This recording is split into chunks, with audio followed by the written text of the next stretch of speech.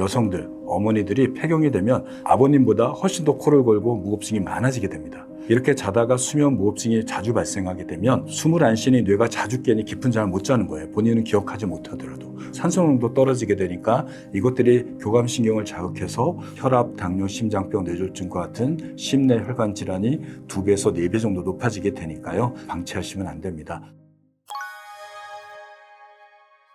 여성들이 겪는 과정 중에 나이 들어서 누구나 경험할 수밖에 없는 과정이 갱년기라고 할 수 있겠습니다. 갱년기가 되면은 여러 가지 문제들이 생겨요. 우선 호르몬의 불균형 때문에 비만도 생기게 되고 감정의 변화도 생기게 되고 또 여성의 상실감으로 인해서 우울증과 불안장애도 잘 생기게 됩니다. 그런데 또 수면에도 많은 문제를 일으킵니다. 대표적으로 불면증하고 수면 무호흡증, 하지 불안 증후군이 갱년기 이후에 잘 생긴다고 알려져 있습니다. 불면증은 왜 생길까요? 우선은 여성들이 생리를 하다가 생리를 안 하게 되면 여성적인 상실감을 좀 겪게 되기 때문에 우울증과 불안장애가 생기죠. 우울증과 불안이 있게 되면 우리의 교감신경계는 굉장히 항진돼 있거든요. 우리가 잠잘 때는 생체 시계가 꺼지고 또 잠자는 리듬에 맞춰서 우리는 잠이 들어가야 되는데 교감신경계가 항진되어 있으면 생체 시계가 꺼지지 않습니다. 그래서 이러한 이유로 우리가 스트레스가 많거나 걱정이 많을 때는 그 걱정 때문에 불안해질 때는 잠들기가 어려운 겁니다. 생체 시계가 안 꺼지는 거죠. 그러다가 피곤해서 잠을 못 잤으니까 피곤해서 잠을 들지만 내가 생체 시계가 꺼진 상태에서 피로해서 잔 잠은 낮잠입니다. 그러니 낮잠 잔 것처럼 또 한두 시간 있다 또 깨는 일이 반복되는 겁니다. 두 번째는 호르몬의 문제입니다. 여성들은 여성 호르몬과 또 남성 호르몬인 에스트로겐, 프로게스테론, 또 남포 호르몬들이 주기적으로 변화가 되면서 배란을 하고 또 생리를 하고 또 임신을 하게 되는 과정을 겪게 되는데요. 폐경이 됐다라는 거는 이런 여성 호르몬 에스트로겐과 남성 호르몬 프로게스테론 또 임신을 유도하는 남포 호르몬들이 전혀 나오지 않는 겁니다. 이런 호르몬들이 나오지 않게 되면 우리 몸에서는 굉장히 많은 열감을 경험하게 됩니다. 그걸 안면 홍조, 반복된 열감이라고 얘기를 하는데요. 갱년기를 겪은 어머니들을 보시게 되면 덥지도 않은데 얼굴이 달아오르고 식은땀을 흘리고 또 몇 분 지나면 또 멀쩡해지는 일이 하루에 몇 번씩 반복하게 됩니다. 자, 그런데 우리가 잠잘 때는 체온이 떨어져야 됩니다. 아침에 내가 깨어나기 3시간 전에 체온이 제일 낮아져요. 그리고 나서 깨어날 때쯤 되면서부터 체온이 조금씩 올라가다가 잠들기 2-3시간 전에 체온이 제일 높아집니다. 약 한 1도에서 1.5도 정도의 차이를 보인다고 합니다. 그래서 저녁 시간이 되면 우리 체온은 많이 높아지기 때문에 26.5도가 아니라 27도 이상을 측정됩니다. 그리고 잠자기 2-3시간 전에 체온이 떨어져야 돼요. 그리고 이렇게 약간 꺾이는 체온 커브가 꺾이는 시간에 맞춰서 멜라토닌이 분비가 됩니다. 이 멜라토닌이 체온이 계속 높아지면 분비가 안 됩니다. 열대야 때 우리가 잠을 못 자는 거는 대기 온도가 25도 이하로 떨어지지 않게 됨으로써 우리 체온이 떨어지지 않기 때문에 멜라토닌이 안 나와서 잠들기가 어려운 거거든요. 그리고 이렇게 해서 분비된 멜라토닌은 생체 시계를 꺼버리고요. 그래서 우리는 깊은 잠을 들게 되죠. 그리고 체온 조절 중추를 억제해서 체온이 더 떨어지게 합니다. 그래서 잠자기 3시간 전부터 체온이 쭉 떨어지게 돼서 아침에 내가 깨기 2-3시간 전까지 계속 떨어집니다. 한 1도 정도 또 떨어져요. 이렇게 체온이 떨어져야지 멜라토닌이 지속적으로 나오게 됩니다. 그렇기 때문에 우리는 잠들기 전에는 체온이 낮아져야지만이 잠을 쉽게 들고 깊은 잠을 자고 중간에 깨지 않게 잘 수 있습니다. 폐경기 여성들은 호르몬의 분비가 되지 않음으로써 체온이 갑자기 올라가는 게 밤에도 나타나고 새벽에도 나타납니다. 체온이 올라가니까 나오던 멜라토닌이 분비가 안 되게 되니 우리는 잠들기가 어렵고요. 또 잠들더라도 중간에 깨는 일이 생깁니다. 자다가도 열감 때문에 또 깨어나는 일이 벌어지게 되죠. 이러한 이유로 갱년기 여성에서 잠들기도 어렵고 중간에 자주 깨는 불면증이 상당히 많이 전체 갱년기 여성의 약 60-70%가 불면증을 경험한다고 합니다. 갱년기 증상이 폐경되고 1-2년 있다 끝나는 것이 아니라 이런 열감이라든지 호르몬의 변화 때문에 잠을 못 자는 증상은 10년 이상 유지가 된다고 합니다. 그 때문에 50대 초반에 폐경이 됐다 하더라도 60대, 70대까지 잠을 못 자게 되고요. 또 하나는 이렇게 잠을 오랫동안 못 자게 되면 불면증이 악화가 됩니다. 즉 뇌가 과각성이 되죠. 못 자는 것들에 대한 걱정이 늘어나면서 밤이 되면 두려워지고 잠잘 궁리를 하게 되고 하루 종일 못 자는 거에 대한 걱정을 하게 되면 잠자는 시간이 돼도 아이들 때문에, 돈 때문에, 집안 때문에, 회사 때문에 걱정하는 것과 똑같은 걱정을, 잠 걱정을 하게 되면서 뇌는 더 못 자는, 즉 잘 시간에 돼도 뇌가 과하게 각성되는 상태로 빠져들기 때문에 불면증이 악화가 됩니다. 갱년기 여성들이 흔히 겪는 두 번째 수면 장애가 수면 무호흡증입니다. 보통 코골이나 무호흡증은 남자가 여자보다 2배 정도 더 잘 발생한다고 합니다. 하지만 폐경이 되는 50대 이후의 중년층에서 조사를 해보면 남자와 여자의 코골이와 무호흡증이 거의 비슷해지고요.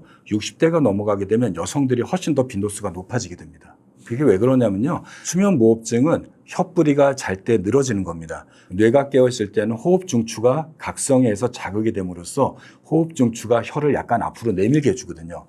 우리가 깨어있게 되면 나도 모르게 혀가 약간 30% 앞으로 전진되어 있는 겁니다. 내가 힘을 뺀다 하더라도요.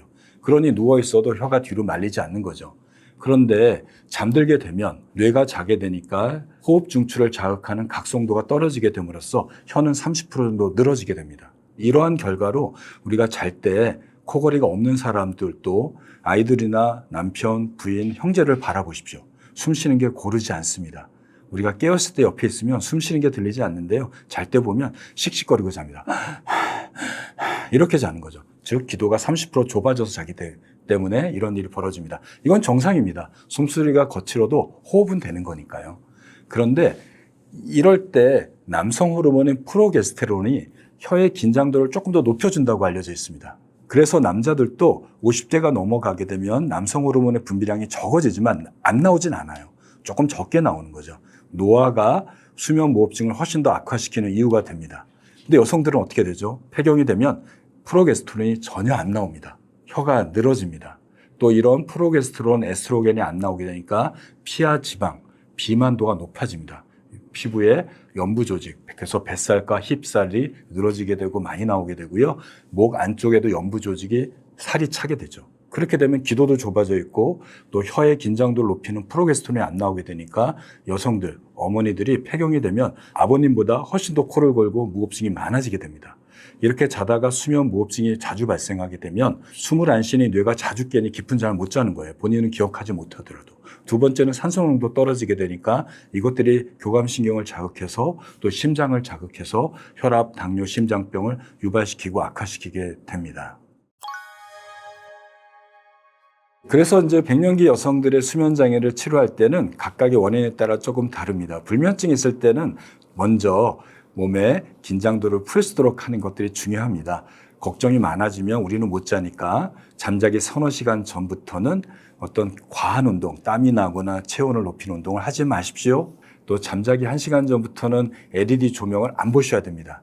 이 LED에서 나오는 블루라이트는 뇌를 자극하게 돼서 생체 시계가 꺼지지 않게 합니다. 어떻게 보면 스트레스를 노출하고 자면 못 자는 것처럼 자기 전에 핸드폰 보고 빛을 쬐고 자면 우리는 잠들다 하더라도 깊은 잠 없이 자는 잠이 될 겁니다. 그리고 잠자기 1시간 전부터 긴장을 풀 수 있도록 뇌와 몸의 긴장을 풀 수 있도록 취침 루틴, 즉 복식호흡, 점진적 근육이완법, 스트레칭, 요가 동작, 재미없는 책을 보거나 조용한 음악을 듣는 이러한 몸의 긴장을 풀 수 있는 일들을 1년의 과정을 연속적으로 반복하는 걸 취침 루틴이라고 하는데요.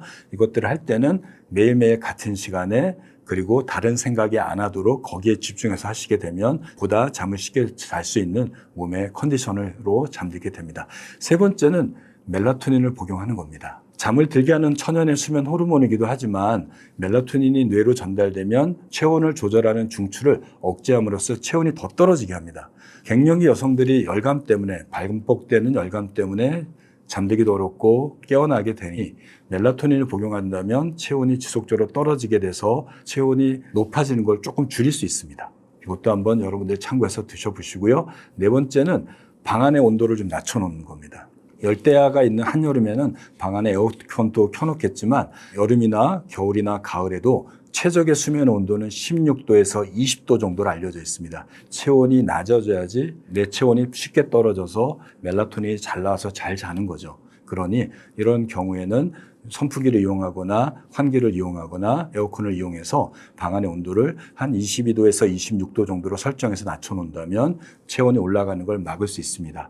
마지막으로는 통기가 잘 되는 옷이나 이불들을 활용해서 땀이 나더라도 자다가 식은땀이 나더라도 땀을 쉽게 제거할 수 있도록 하신다면 좀 도움이 되지 않을까 싶습니다. 수면무호흡증이 생기는 갱년기 어머니들은 그대로 방치하게 되면 잠도 깊이 못 자고 그로 인해서 혈압, 당뇨, 심장병, 뇌졸중과 같은 심내 혈관 질환이 2배에서 4배 정도 높아지게 되니까요. 이것도 방치하시면 안 됩니다. 갱년기 전에는 코골이도 없고 또 무호흡증도 없던 어머니들이 갱년기 후에 코골이가 심각하고 매일매일 반복되고 자고 나면 머리가 맑지 않고 자고 나면 입이 마르고 누군가 봤는데 숨을 안 쉬는 것도 관찰됐다면 수면무호흡증이 시작이 된 겁니다. 그대로 방치하게 되면 여러 질병에 노출될 수 있으니까요. 이런 경우에는 체중을 좀 줄이시고 옆으로 자는 연습을 하시고 구강운동법이라고 혀운동법이라고 있습니다. 이런 것들을 찾아서 혀운동을 낮에 강화시키고요. 그래도 여전하게 하다면 병원을 방문하셔서